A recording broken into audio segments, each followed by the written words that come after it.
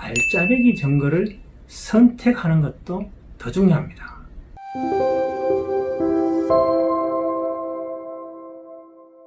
안녕하십니까, 장성규입니다. 알아두면 덕분은 장 변호사의 쉬운 법률 이야기입니다. 지난번에 암호화폐 비트코인 관련해서 투자 사기로 고소를 당한 사람의 이야기를 살짝 해드렸는데요. 투자와 관련한 사실관계가 어느 정도 밝혀지고 나면 그 다음은 조사를 하게 되는 경찰 또는 수사기관이 어떻게 설명을 하느냐의 문제가 남게 되죠. 경찰이나 수사기관은 우리가 말하는 말을 믿으려고는 하지 않습니다. 맨날 그 조사만 하다 보니까 일단은 상대를 의심하는 습관이 몸에 배었다 할까요? 우리들이 기억해야 하는 것은 경찰이나 수사기관은 우리 편이 절대 아니라는 겁니다. 저도 네 편이니 내 편이니 이렇게 편가르는 거 정말 싫어하지만 형사 절차의 현실은 편이 갈라질 수밖에 없는 구조다, 그렇게 보시면 됩니다. 제가 아는 어떤 분은 경찰관에게 잘 설명하면 별일 없이 넘어가겠지 라고 생각하면서 경찰관을 마치 동네에서 만나는 아저씨 대하듯이 편하게 이야기를 하고 온 분이 계세요. 하필이면 그날은 그 경찰관이 그분의 이야기를 잘 들어줬던가 봐요. 그래서 그분은 별일이 없을 것이라고 생각하고 경찰서 문을 나섰죠. 그 다음 어떻게 됐을까요? 한 석 달쯤 뒤에 법원으로부터 공판기일이 잡혔으니 출석하라는 내용이 적힌 기일 지정 및 출석 요구서를 받았죠. 다시 원래 하던 얘기로 돌아가면 경찰이나 수사기관은 우리들이 말하는 사실관계를 대체로 믿지 않기 때문에 그분들이 우리들이 말하는 것을 믿게 하는 것이 중요합니다. 상대방을 일단은 의심의 눈초리로 보는 직업적 습관이 몸에 밴 사람들을 내 편, 우리 편으로 만드는 것이 바로 뭡니까? 증거입니다. 증거를 그럼 어떻게 정리하면 됩니까? 지난번에 우리들은 문제가 되고 있는 사건의 사실관계를 정리하기 위해서 육하 원칙에 따른 글쓰기를 한 적이 있습니다. 그죠?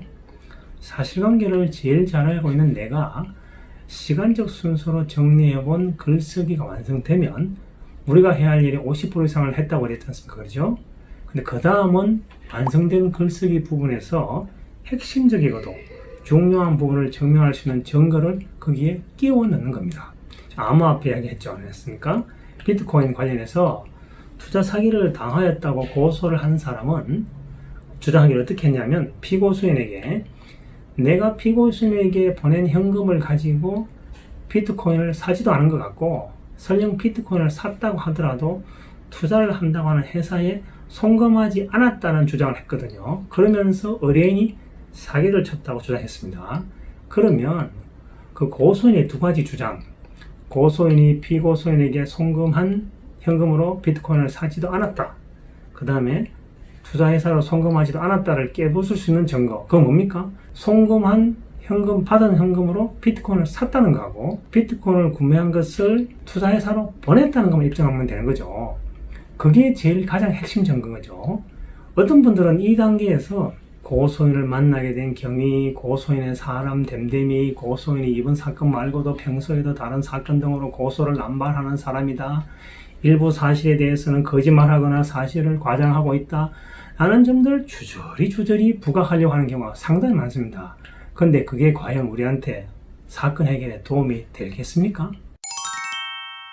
방어 전략을 짜더라도 제대로 짜야 되죠. 지엽적인 부분만 하다 보면 시간만 낭비하게 되는 거예요. 고소인의 주장이 사실이 아니라는 것을 단번에 알 수 있게 하는 직접적인 증거를 제시하고 그에 대한 설명만 하면 됩니다. 이른바 방어를 할 때에도 선택과 집중이 필요한 것이죠.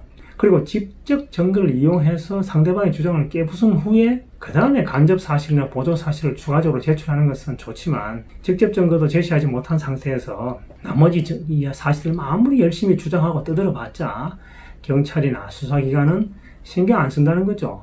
들어줄 수는 있지만 계속 이야기하면 그 정도에서 하시죠 라고 제지당할 수도 있습니다.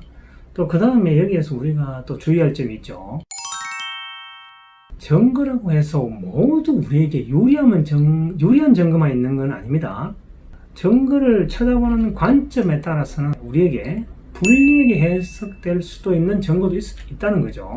주고받은 문자 메시지를 증거로 내자고 하시는 분도 있는데 내용을 읽어보면 애매한 부분이 있습니다. 그럼 그런 경우에 과연 그런 증거를 굳이 수사기관에 제출할 필요가 있을까요?